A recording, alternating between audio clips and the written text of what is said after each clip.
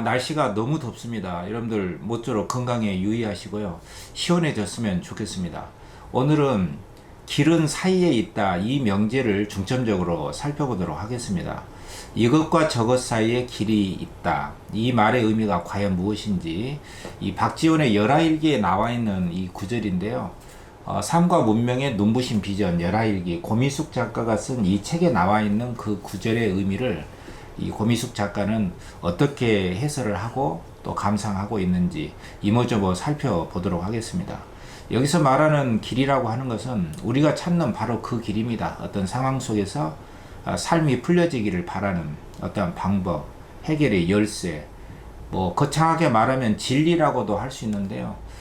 이것과 저것 사이에 길이 있다, 이 말의 의미는 일종의 중도의 미학이라고나 할까요? 그 중형과 중도의 원리는 과연 무엇일까? 우리 삶의 열쇠를 푸는 비밀이라고도 할 수가 있겠는데, 이것의 의미를 이 시간에 함께 살펴보겠습니다. 그리고 문학치료의 관점에서는요, 정현종의 섬이라고 하는 짧은 시가 있거든요. 그 시하고 안도연의 간격이라는 시를 함께 감상하시면서 이 무더운 날에 삶의 열쇠를 푸는 하나의 방법으로서 이 시간을 함께 여러분과 함께 해보겠습니다. 바로 어저께였죠. 7월 5일 SBS 8시 저녁 뉴스에 굉장히 좋은 뉴스가 등장을 했습니다.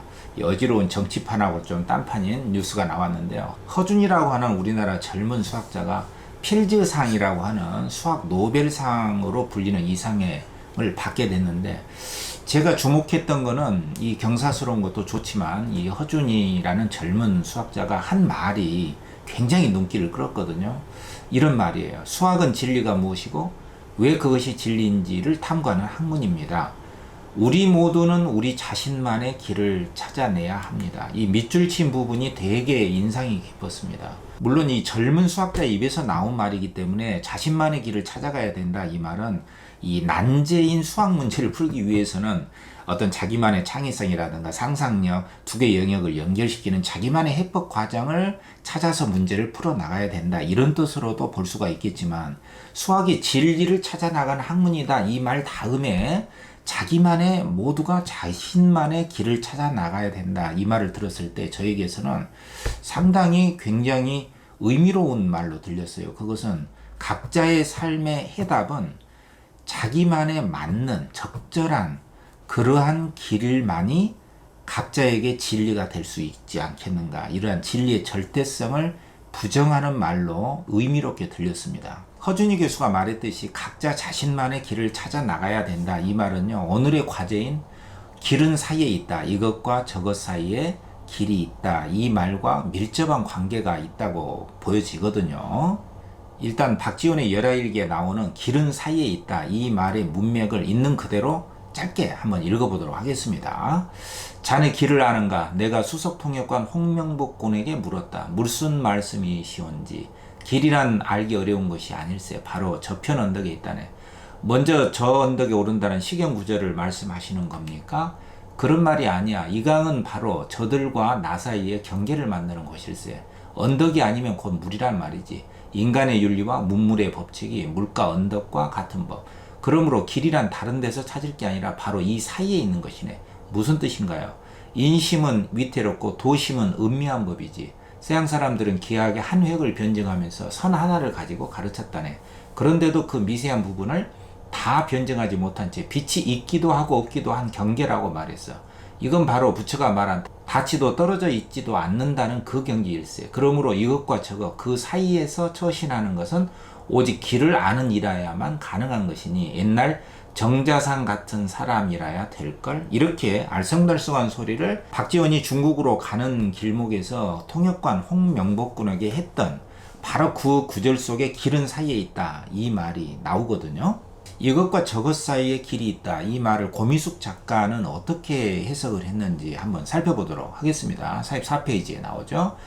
진리란 매 순간 새롭게 구성되어야 한다. 삶이 끊임없이 변해간다면 사유 역시 관계와 활동에 따라 계속 새롭게 변주되어야 할 터이므로 진리라든가 사유라는 걸 어떤 똑 떨어진 명제 혹은 정답 중으로 여기는 탓이다. 하지만 인생과 우주에는 모범답안이라는 게 없다. 따라서 뭔가를 사유한다는 것은 정답을 찾는 것이 아니라 계속 물음을 던지는 과정이어야 한다. 남이 던진 질문에 답을 찾느라 골몰하는 게 아니라 내가 세상을 향해 질문을 던지는 것. 알미란 그런 것이어야 하지 않을까? 이게 고미숙 작가의 견해입니다. 길은 사이에 있고 이것과 저것 사이에 있다. 이 말의 의미를 고미숙 작가는 모범 답안이라는 것은 없다. 어떤 길은 하나의 정답으로 주어지는 것이 아니고 길의 절대성이라는 것은 없고 계속 질문을 통해서 찾아져야 되는 것이다 라고 말을 하고 있죠. 왜냐하면 모든 것은 흐름과 작용 속에서 변해가고 흐름 속에서 놓여진 것이기 때문에 이것이 정답이다 라고 하는 순간 그것은 정답이 아니고 마는 상황에 처하게 되기 때문에 계속 질문을 던지고 나에게 맞나를 점검해 봐야 되는 것. 그것이 바로 길이다. 이게 바로 이것과 저것 사이에 길이 있다라고 해설을 하고 있는 것이죠. 그렇다면 이것과 저것 사이에 길이 있다, 길은 사이에 있다, 이 말의 의미는 좀 더 우리가 구체적으로 다방면에 걸쳐서 여러 가지 다층적인 의미가 있다는 것을 좀 살펴봐야 되겠는데요. 먼저 길은 사이에 있다, 이 말의 의미는요, 인심과 도심의 사이, 거기에 길이 있다라고 볼 수가 있습니다. 왜냐하면 인심은 우리가 현실 생활을 살고 있는 어떤 이익을 추구하는 우리 현상계의 현실 속의 인간의 마음이고요. 도심은 그 바탕에 흐르고 있는 오염되지 않은 그 본바탕의 마음이 도심이다. 이렇게 볼 수가 있는데 도심만으로는 살 수가 없죠. 인심만으로는 살 수가 없는 것이죠. 그래서 인심과 도심의 그 사이, 그 아슬아슬한 균형을 우리가 시시때때로 어떻게 회복하느냐, 여기에 길이 있다. 사이에 길이 있다. 이 말의 1차적 의미는 열하일기의 이 문맥 속에도 나오듯이 인심과 도심의 그 사이에 있는 것이다 라고 볼 수가 있는 것이죠. 왜냐하면 우리 인간의 본바탕에는 도심이라고 하는 그 훼손되지 않은 본래의 본성이 있다고 한들 도심은 인심에 가려져 있죠. 이기적인 욕구나 기대, 이해관계를 현실을 사는 우리로서는 배제할 수가 없기 때문에 도심도 인심의 현상과 함께 있기 때문에 현재 나에게 맞는 적절한 인심과 도심의 균형을 어떻게 찾아 나갈 것인가, 그 속에 길이 있다는 것이죠. 이게 중도의 미학이라고 할 수가 있겠죠. 두 번째로 길은 사이에 있다, 이것의 의미를 깨달음에도 적용을 해볼 수가 있을 겁니다. 깨달음이라는 게 어떤 궁극의 절대 경지냐, 아니면 각자의 추구하는 과정 그 자체에 있느냐, 이 궁극의 절대 경지와 각자가 추구하는 삶의 의미를 추구해 나가는 그 과정, 그 사이에 길이 있다, 이렇게 볼 수도 있을 겁니다. 왜냐하면 깨달음의 경지라는 게 궁극의 어떤 절대적 차원에서 객관적인 기준으로 결정되어 있다라기보다는 깨달음은 물건이 아니라 내면의 문제이기 때문에 객관적으로 주어질 수 없는 것이죠. 그렇다고 해서 각자가 내면에서 제 멋대로 생각하는 것이 다 깨달음이 될 수도 없을 겁니다. 그래서 깨달음의 길이라고 하는 것은 우리 각자의 내면의 의문에 끊임없이 답을 하는 그 과정 자체에 있는 것이고, 또 현재의 자기 수준에 맞게, 거기에 맞게 답을 찾아 나가는 그 프로세스, 그 과정에 있는 것이 깨달음이다, 이렇게 볼 수가 있겠죠. 깨달음의 길이라고 하는 것은 이 궁극의 절대 경지하고 각자의 내면에서 추구해 나가는 그 과정, 이 사이에 있다, 이렇게 볼 수가 있겠죠. 이 점은 붓다의 유훈, 붓다가 남기신 그 마지막 가르침에서도 확인해 볼 수가 있겠는데요. 열반에 드시기 전에 아난다에게 했던 그 유명한 말이 있죠. 어떻게 우리는 살아야 됩니까? 했을 때 붓다가 한 말은 바로 이것이었죠. 너 자신을 섬으로 삼고 너 자신을 의지처로 삼고 다른 사람을 따르지 말라.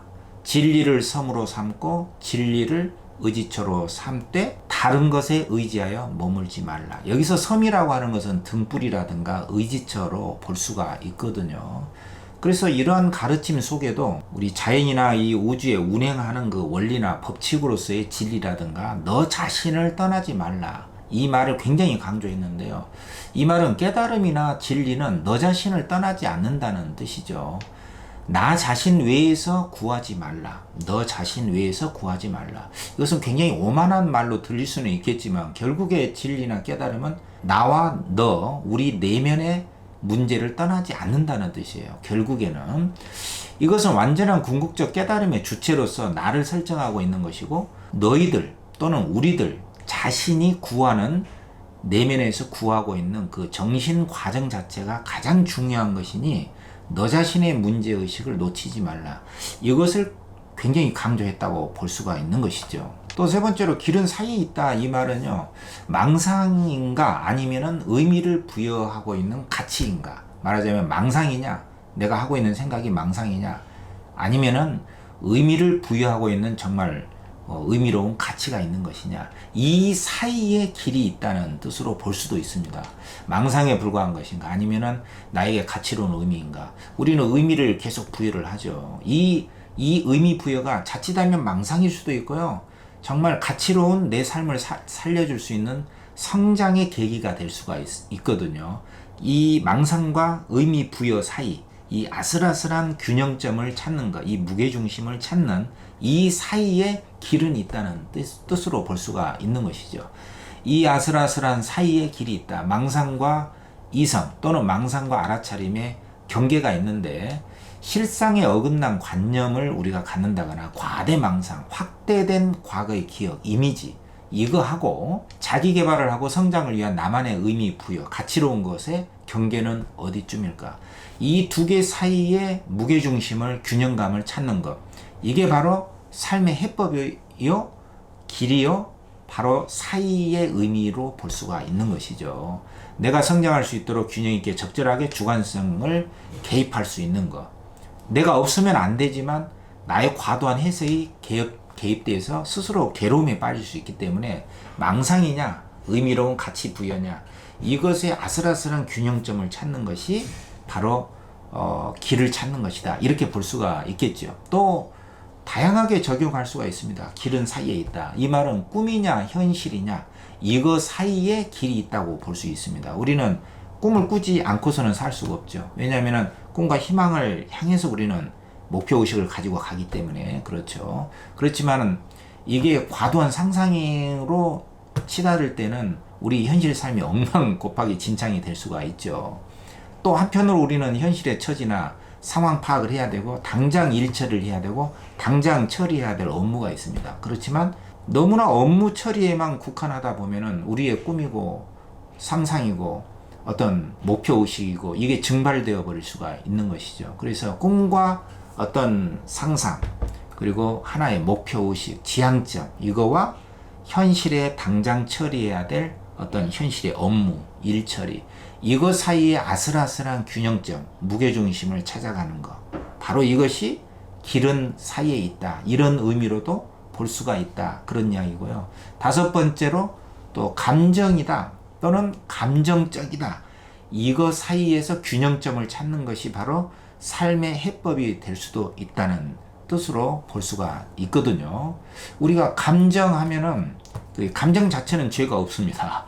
뭐 수치심이라든가 뭐 허영심까지도 그 감정 자체는 더 잘 되고 싶어하는 욕구가 있기 때문에, 그렇지만 감정적으로 산다라고 했을 때는 그 감정이 행동으로 유발돼서 뭔가 비윤리적이고 법적인 처벌의 대상이 될 수도 있지 않습니까? 그래서 우리가 감정은 있지만, 모든 감정은 옳지만 감정적이 돼서 그 행동이 우리 삶을 그르치게 될 수도 있는, 감정과 감정적의 이 아슬아슬한 균형점을 찾고 거기에서 무게중심을 찾는 것, 이 사이야말로 바로 삶의 길이다. 이렇게 볼 수가 있는 것이죠. 또 뭐 여러 가지로 볼 수가 있습니다. 우리가 사이에 길이 있다는 의미는요, 포기해야 되는가 아니면 끝까지 놓지 않아야 되는가, 어느 때 포기해야 되고 또 놓을 때는 언제 놓을 줄 알아야 되고, 끝까지 추구해야 되는 것은 어느 시점인가, 이것의 균형점을 찾아가는 것, 이 아슬아슬한 게임에서 과도하게 우리가 희생되지 않는 것, 바로 이것이 길은 사이에 있다. 이것과 저것 사이에, 이것이라는 건 포기냐, 또 저것은 끝까지 놓지 않음이냐, 이것과 저것 사이에서 균형점을 찾는 것이 우리 삶의 해법이다, 길이다, 이렇게 볼 수가 있겠죠. 또 뭐 집념이냐 집착이냐, 이것 사이에 길이 있다고 볼 수도 있어요. 집념은 정말 끝까지 집요하게 물고 늘어지는 우리 수학자가 상을 받았듯이 문제를 풀기 위해 놓지 않는 그 인내력, 버팀, 끝까지 해냄의 의미고요. 집착이라고 하는 것은 이 붙을 착자인데 들러붙어서 떨어져야 되는데 끈적끈적하게 굉장히 치욕스럽게 또는 굉장히 궁색하게 들러붙어 있는 상태입니다. 그래서 우리들이 하고 있는 언어라든가 행위, 이러한 것들이 과연 집착에 해당이 되는지 집념에 해당하는지 이것 사이의 균형점과 올바른 판단을 찾게 되는 그 사이에 길이 있다, 이렇게 볼 수도 있겠고요. 또 합리화라는 것은 우리 인간의 굉장히 빠른 판단력입니다. 순간적으로 변명을 하고 핑계를 대고 합리화를 시키죠. 근데 이 합리화가 정말 나는 그때 어쩔 수 없었고 나 자신을 건지기 위한 수단이었다, 이렇게 성찰적이고 이성적으로 합리화를 했을 경우에 나의 구원이 될 수도 있지만요, 정말 누가 봐도 아닌데 폭력적으로 억압적으로 합리화하면서 상대방을 막 제압을 하려고 했을 때 그러한 종류의 합리화는 폭력적 합리화인데, 내 자신이 현재 성찰적 합리화의 어법을 또는 행동을 하고 있는지 폭력적 합리화를 하고 있는지 이 사이에 균형감을 찾는 것, 이것이 바로 길은 사이에 있다, 이런 의미로도 적용을 시켜볼 수가 있을 겁니다. 그래서 자기 성찰이 결여된 합리화, 우리가 정치권에서 날마다 뉴스에서 보고 있지 않습니까?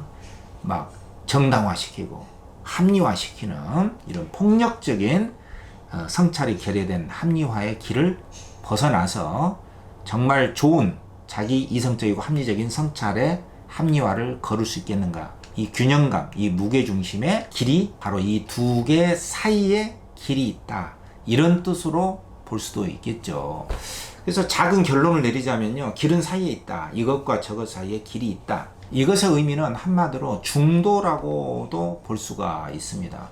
또 무유정법이라고도 볼 수가 있거든요. 이 무유정법은 정해진 하나의 법이 따로 있는 것은 아니다는 뜻이에요. 그러니까 그렇다고 해서 법이라든가 어떤 정해진 보편적인 것이 아주 없는 것은 아니에요. 그렇지만 그것이 절대적으로 하나만 있는 것은 아니다는 것이에요. 왜냐하면 아까도 말씀드렸지만 전체는 작용이고 흐름으로서 우리 앞에 놓여져 있는 것이고, 우리는 전체적인 그 흐름 속에서 걸어가고 있는 존재이기 때문에 그 흐름을 외면할 수도 없고, 그렇다고 해서 나의 작은 가치관이나 나의 어떤 추구하는 관념이 없을 수도 없는 것이죠. 그래서 내가 고집하고 있는, 내가 추구하고 있는 어떤 관념, 생각과 전체적인 흐름과 작용 속에서 나는 어떤 길을 내가 선택할 것인가, 여기에는 어떤 하나의 절대적인 진리의 어떤 명제가 있을 수가 없다는 것이에요. 그렇다고 상황에 의해서 내가 선택한, 불가피하게 선택한 그것이 모두 다 옳다는 그런 것은 아니에요. 그래서 이게 상당히 어렵고도 쉬우면서도 굉장히 고도의 깨달음 차원에 해당하는 것이 되거든요. 그래서 제가 여기에 썼듯이 어떤 법도 아예 없는 것은 아니에요. 하지만 고정된 절대성의 법은 없습니다. 전체 흐름 작용에 따라 융통성 있게 변화하고 적용해 나가는 것. 가장 중요한 것은 상대적인 이분법이라든가 또는 기존 나의 관념에 고착되지 않는 것이죠. 그래서 나의 현재 삶이 희생되지 않고 아슬아슬하나마 그 균형감을 찾아가는 것. 나의 이익만 추구해서도 나중에 내가 괴로워지는 것이고요. 그렇다고 해서 멍 때리고 군중 심리에서 그냥 아무것도 모르고 그냥 흐름에 따라서 휩쓸려 들어가는 것도 결국 내가 후회할 짓을 하는 것이죠.